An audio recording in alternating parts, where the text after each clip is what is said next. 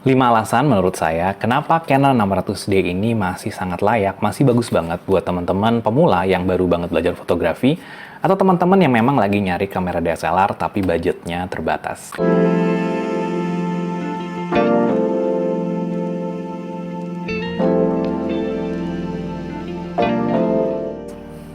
Alasan yang pertama adalah harga. Canon 600D ini usianya udah lebih dari 10 tahun, dan kalian hanya bisa beli dalam kondisi bekas. Untuk body only itu biasanya ada di rentang harga 2 jutaan. Lalu kalau ada lensa kitnya mungkin antara 2,5 juta sampai 3 jutaan lebih dikit.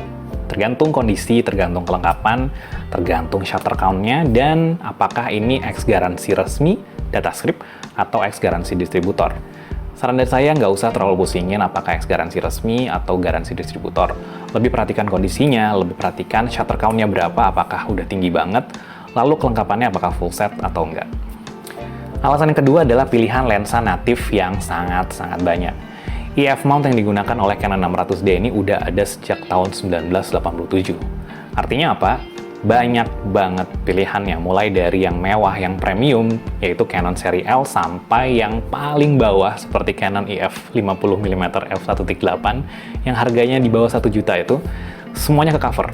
Dan lebih hebatnya lagi, kalian tuh nggak wajib beli lensa L yang super mahal itu untuk menghasilkan foto yang bagus dari Canon 600D ini.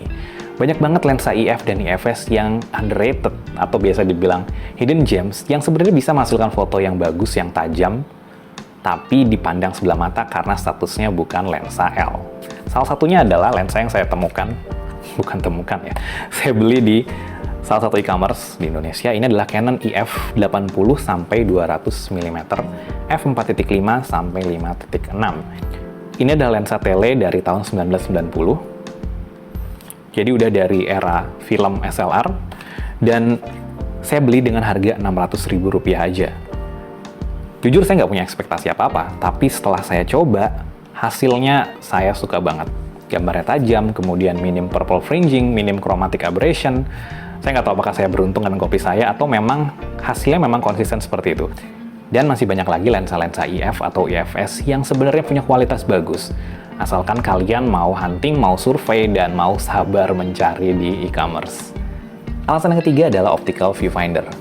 Di era mirrorless modern seperti ini, kita memang dimanjakan sama yang namanya electronic viewfinder atau EVF, di mana apa yang kita lihat ya itu apa yang kita dapatkan. Beda dengan optical viewfinder yang memang sesuai namanya, kita melihat melalui body kamera, kemudian yang dipantulkan oleh mirror, dan kita langsung melihat melalui lensa. Yang kita lihat itu apa yang benar-benar terjadi di depan kita. Sementara kalau EVF itu sama aja kita dengan melihat layar.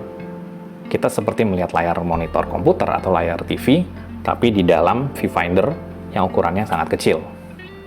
Ya, memang itu sangat memudahkan, tapi kata kuncinya di sini adalah pemula.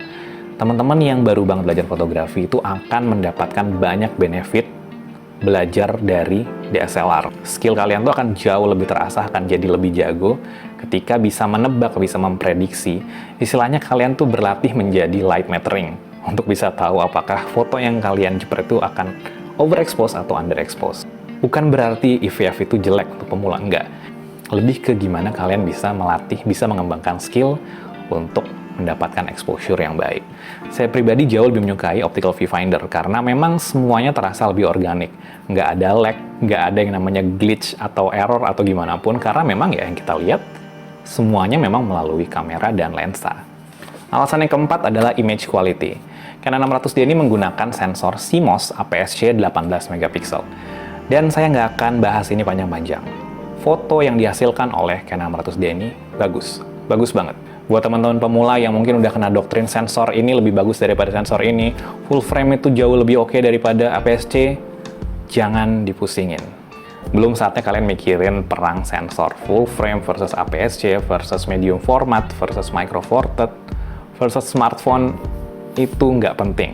Yang penting adalah Canon 600D ini mampu menghasilkan foto yang bagus banget. Pasangkan dengan lensa yang oke, kemudian kuasai yang namanya exposure, pengaturan cahaya, kemudian komposisi, framing, angle, maka kalian pasti akan menghasilkan foto yang bagus pula. Alasan yang kelima adalah video. Canon 600D ini punya kemampuan merekam video yang baik. Bukan yang terbaik, bukan yang terlengkap, bukan yang tercanggih, Tapi kalau kalian punya aspirasi untuk menjadi videographer, menjadi content creator, menjadi sutradara, saya nggak akan ragu untuk menyarankan belajar menggunakan Canon 600D ini. Semua fitur basic video itu ada di sini, mulai dari microphone jack, kemudian layar yang bisa diputar dan dilipat untuk angle yang kreatif, kemudian ergonomisnya enak banget. Kekurangan utamanya adalah tidak adanya continuous autofocus yang memang berguna banget untuk vlogging, kemudian untuk merekam pergerakan yang sangat cepat. Itu semua harus dilakukan dengan manual fokus. Tapi sekali lagi, buat pemula, ini adalah starting point yang benar-benar bagus banget untuk belajar. Atau misalnya kalian mau bikin video B-roll, kemudian sinematik yang durasi pendek, ini cocok banget. Nah itu tadi 5 alasan versi saya kenapa Canon 600D itu masih bagus banget, masih oke banget. Dan kesimpulannya adalah, walaupun usia kamera ini udah 10 tahun lebih, dan ya bisa dibilang udah dipandang sebelah mata, tapi buat teman-teman pemula, buat teman-teman yang berbudget terbatas, ini oke banget, ini pas banget, dan sangat-sangat saya rekomendasikan. Saya Riko dari channel Nyong Riko, terima kasih sudah menonton, dan jika kalian memang suka dengan konten fotografi seperti ini, silakan pertimbangkan untuk subscribe dan nyalakan lonceng notifikasinya. Terima kasih, bye-bye!